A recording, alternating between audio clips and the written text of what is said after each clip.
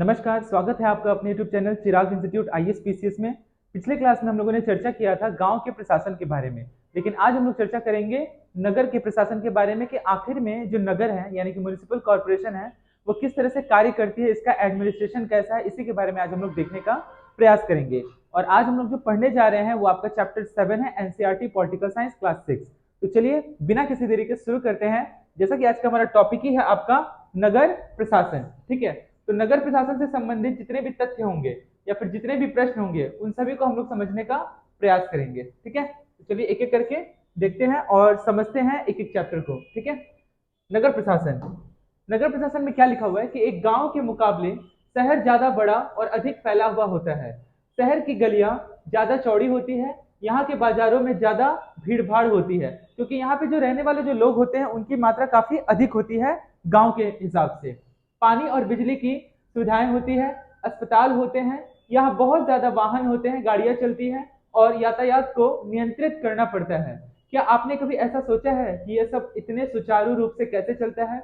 कौन सी संस्था इन सबके लिए जिम्मेदार होती है? कैसे निर्णय लिए जाते हैं? कैसे योजनाएं बनाई जाती है? कौन लोग हैं जो ये सारा काम करते हैं? आइए उत्तर ढूंढने की कोशिश करते हैं, ठीक है। आगे बढ़ते हैं हम लोग।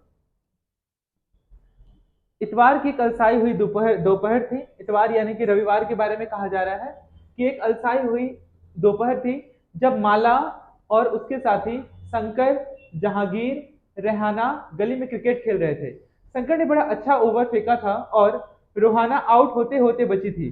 रेहाना के आउट न होने से शंकर हताश हो रहा था, इसलिए उसने इस उम्मीद से की कि वह कैच आउट हो जाएगी। एक शॉर्ट बॉल फेंक दी, वह उल्टा ही। रेहाना ने इतनी तेजी से बल्ला घुमाया कि गेंद ऊपर गई और गली की ट्यूबलाइट टूट गई।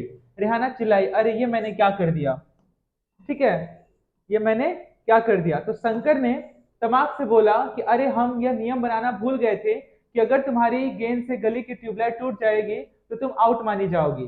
तीनों ने ही तब शंकर को विकेट की चिंता छोड़ने के लिए कहा, क्योंकि जो हुआ उसे उस बारे में ज्यादा चिंतित और परेशान हो रहे थे।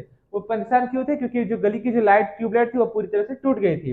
पिछले हफ्ते उनसे निर्मला मौसी की खिड़की टूट गई थी, जिसको बदलने के लिए अपने जेब खर्च में से पैसे देने पड़े थे। तो क्या ये जो ट्यूबलाइट टूटी है इसके लिए भी अपने जेब से पैसे देने पड़ेंगे? यही वो लोग सोच रहे थे और यह विचार विमर्श कर रहे थे, ठीक है। अब दोबारा जेब खर्च में से पैसे देने पड़ेंगे और ये पैसे देंगे किसको? गली की ट्यूबलाइट बदलता कौन है? माला का घर सबसे पास था।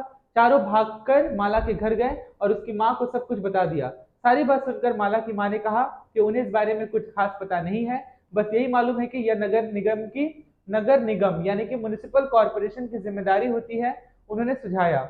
यास्मीन खाला से पूछना चाहिए, वे हाल ही में नगर निगम से सेवानिवृत्त यानी कि रिटायर हुई है। जाओ उनसे पूछ लो और माला तुम जल्दी से घर वापस आना। आगे देखते हैं। यास्मीन खाला उस गली में रहती थी और ध्यान दीजिएगा, वेरी वेरी इंपॉर्टेंट है यह चीज को समझना। यास्मीन खाला उसी गली में रहती थी और माला की माँ से उनकी बहुत अच्छी दोस्ती भी थी।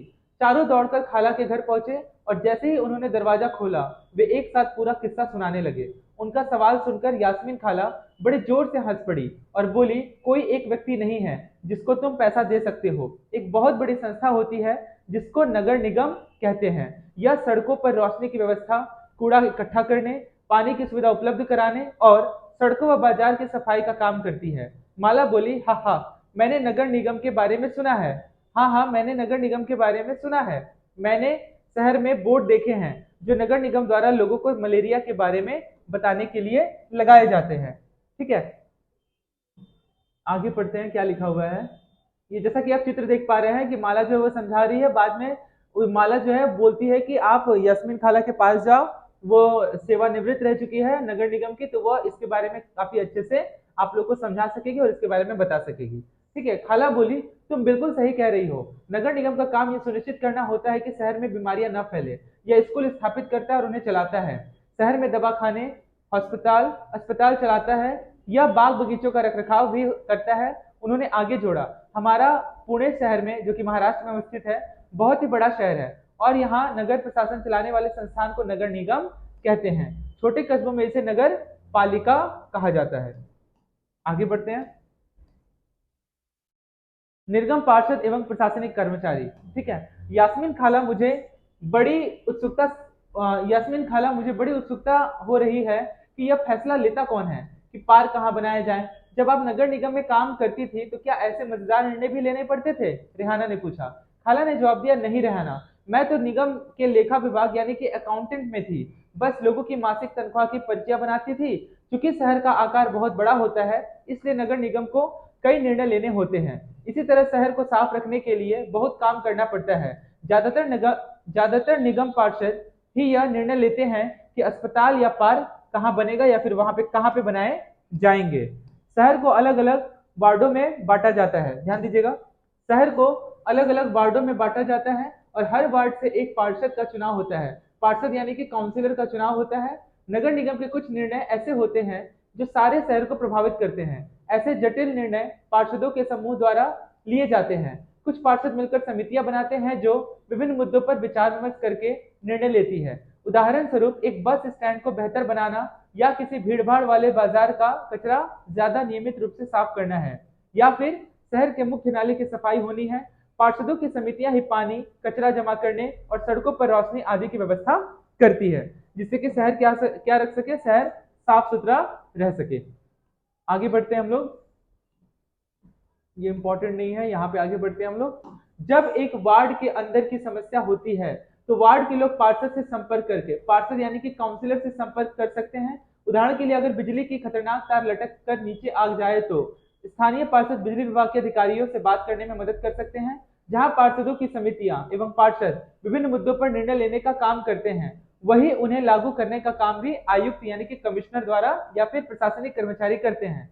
आयुक्त और प्रशासनिक कर्मचारियों की सरकार द्वारा नियुक्ति की जाती है जबकि पार्षद निर्वाचित होते हैं। पार्षद का इलेक्शन होता है जबकि आयुक्त और प्रशासनिक कर्मचारी के जो विभाग के जो कार्यरत जो लोग हैं उनकी जो नियुक्ति होती है वो सरकार द्वारा होती है, यानी कि एग्जाम की प्रक्रिया के द्वारा उन्हें नियुक्त किया जाता है।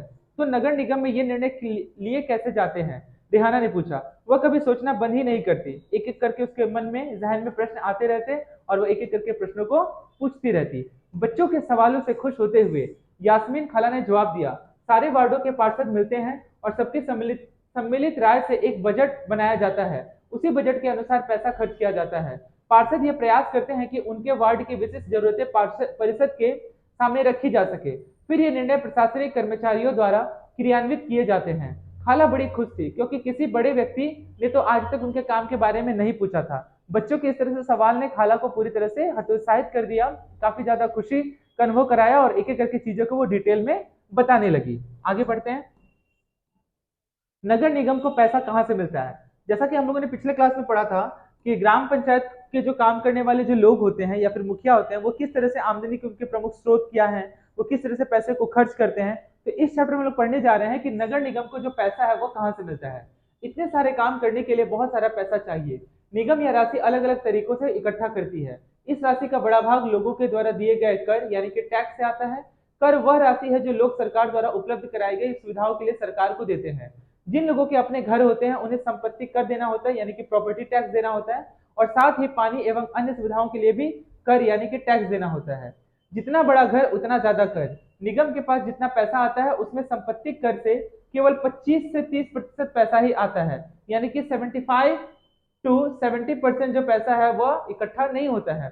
शिक्षा पर भी कर लगता है। अगर आप किसी दुकान या होटल के मालिक हैं तो उस पर भी कर देना पड़ता है। अगली बार जब आप सिनेमा देखने जाएंगे तो टिकट पर ध्यान से देखिएगा, हमें मनोरंजन के लिए भी क्या करना पड़ता है, टैक्स देना पड़ता है। यानी हर एक चीजों के लिए हमें क्या करना पड़ता है, टैक्स पे करना पड़ता है।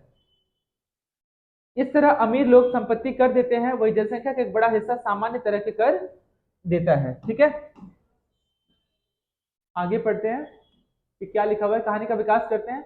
बारे में पूछा ही नहीं था। बच्चों के सवालों ने उन्हें अपने अनुभव बांटने का एक मौका दिया था। शंकर ने बड़ी उत्सुकता से पूछा, अपना शहर तो इतना बड़ा है, इसकी देखभाल के लिए तो बहुत लोगों की जरूरत पड़ती होगी। खाला, तब तो नगर निगम में ढेर सारे लोग काम करते होंगे। वह अब तक क्रिकेट के मैच और अपने अधूरे ओवर की बात बिल्कुल भूल चुके थे क्योंकि वह जानने में काफी ज्यादा रुचि लगा रहे थे कि आखिर में जो ये ट्यूबलाइट जो हम लोगों ने तोड़ा है इसकी भरपाई कौन करेगा। अगर इसकी भरपाई अगर हम लोग मिलकर के करेंगे तो कहाँ पे करेंगे, कौन इस ट्यूबलाइट को बदलेगा। तो उनके मन में जो प्रश्नों का जो दौर था वो पूरी तरह से क्या हो गया, स्टार्ट हो गया, जिसकी वजह से अपनी पूरी मैच को पूरी तरह से भूल गए थे। दरअसल शहर में काम करने को अलग अलग विभागों में बांट देते हैं, जैसे जल विभाग होता है, कचरा जमा करने का विभाग होता है, बागों की देखभाल का विभाग होता है, सड़क व्यवस्था का विभाग इत्यादि। मैं नगर निगम के सफाई विभाग में थी, उसी के लेखा विभाग में मैं हिसाब किताब का काम करती थी। यह यस्मीन खाला कह रही है, ठीक है, अपने बारे में बता रही है। ठीक है, आगे बढ़ते हैं। खाला बड़े इत्मीनान से बता रही थी, फिर बच्चों के खाने के लिए रसोई से कबाब लाने चल पड़ी। जहांगीर ने रसोई में खड़े खड़े तेजी से अपने कबाब खा लिए, फिर ऊंची आवाज में वहीं से बोला, यस्मीन खाला, नगर निगम जिस कूड़े कचरे को इकट्ठा करता है वह जाता कहाँ है? बाकी बच्चे अभी कबाब खा ही रहे थे। यस्मीन खाला ने बताना शुरू किया। इस सवाल का जवाब बड़ा मजेदार है। जैसा कि तुम जानते हो कि कचरा लगभग हर गली में ही फैला रहता है। पहले हमारे पड़ोस का भी यही हाल था, चारों तरफ कूड़ा फैला रहता था।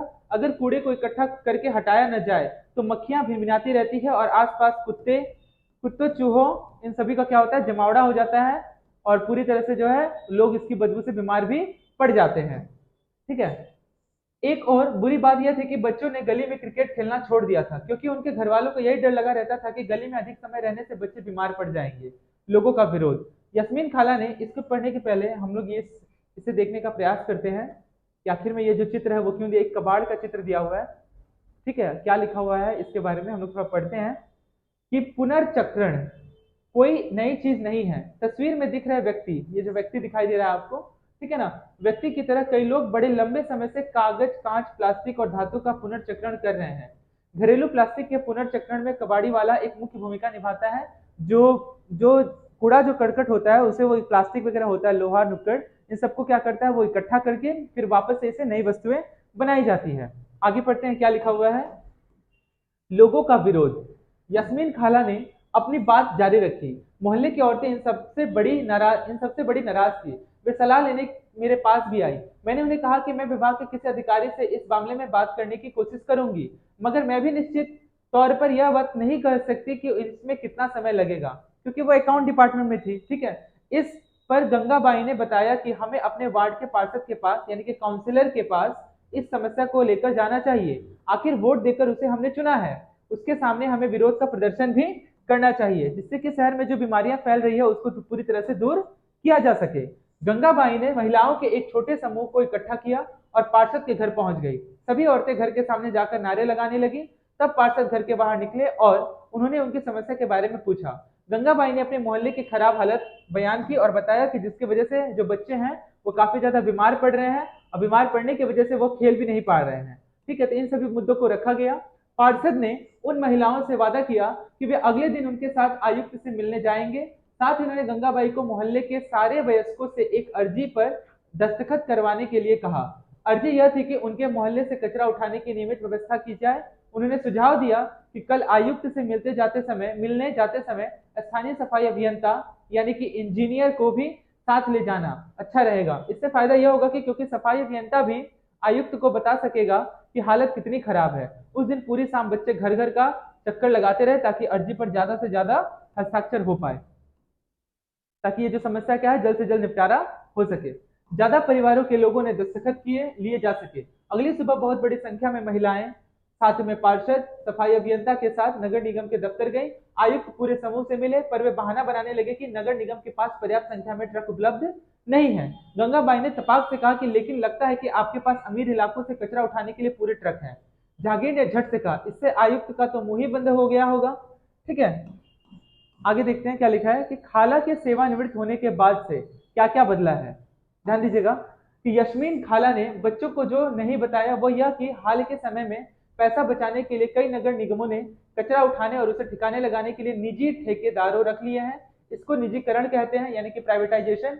इसका मतलब यह है कि जो काम पहले सरकारी कर्मचारी करते थे अब वही काम निजी कंपनियां करती है। निजी ठेकेदार जिन मजदूरों को कचरा जमा करने और उठाने का काम पर लगाते हैं उन्हें बहुत कम पैसा देते हैं। उन मजदूरों की नौकरी अस्थायी होती है, यानी कि कभी उन्हें नौकरी से बर्खास्त किया जा सकता है। अक्सर उनके पास अपनी सुरक्षा के साधन भी नहीं होते हैं। अगर काम करते हुए घायल हो जाए तो उनकी देखभाल करने वाला कोई नहीं होता, यानी कि उसकी किसी प्रकार की कोई गारंटी नहीं होती है। आगे, और नहीं तो क्या, ध्यान दीजिएगा, इससे आयुक्त का तो मुंह ही बंद हो गया होगा। और नहीं तो क्या, उसने फौरन इंतजाम करने के लिए कहा। यस्मीन खाला ने बताया कि गंगाबाई ने आयुक्त को चेतावनी दी कि अगर 2 दिन के अंदर काम नहीं हुआ तो नगर निगम के सामने बहुत बड़ी संख्या में महिलाएं धरने पर बैठ जाएंगी। तो क्या गलियों की सफाई हो गई? रेहाना ने झट से पूछा, जो कभी चीजों को अधूरा नहीं छोड़ती थी। 2 दिन तक कुछ भी नहीं हुआ। वो तो जब एक बहुत बड़े समूह ने विरोध प्रदर्शन किया, जोरदार नारे लगाए, तब जाकर बात बनी। अब मोहल्ले की सफाई नियमित रूप से होने लगी है। यानी कि हम ये देख रहे हैं कि छोटी से छोटी चीजों को भी मतलब समेटने के लिए या फिर उसे ठीक करने के लिए किसी मतलब कि कुछ लोगों के विरोध करने से कुछ नहीं होगा, बल्कि प्रत्येक समूह को सामने आना पड़ेगा, तब ये मुद्दा जन आंदोलन बन करके इस मुद्दे को पूरी तरह से सफाया किया जा सकता है, या फिर उस मुद्दे को जड़ से खत्म किया जा सकता है और एक प्रॉपर एक डिसीजन लिया जा सकता है। यह तो बिल्कुल बम्बैया सिनेमा की तरह सुखद अंत हुआ। माला ने कहा, वह अपने आप को नेतृत्व करने वाली गंगाबाई की भूमिका में देखने का सपना देख रही है। सभी बच्चों को गंगाबाई की कहानी सुनकर काफी मजा आया। उन्हें इसका आभास तो था ही कि मोहल्ले में गंगाबाई की खासी इज्जत है और लोग उन्हें बहुत मानते थे। मगर उसका कारण उन्हें अब समझ में आया था कि आखिर में उनकी खासी इज्जत क्यों है। बच्चों ने खाला का शुक्रिया अदा किया और जाने के लिए उठ खड़े हुए। जाते जाते रेहाना ने कहा, खाला बस एक आखिरी सवाल और है। घर पर अभी 2 कूड़ेदान हैं, वो भी क्या गंगाबाई का सुझाव था?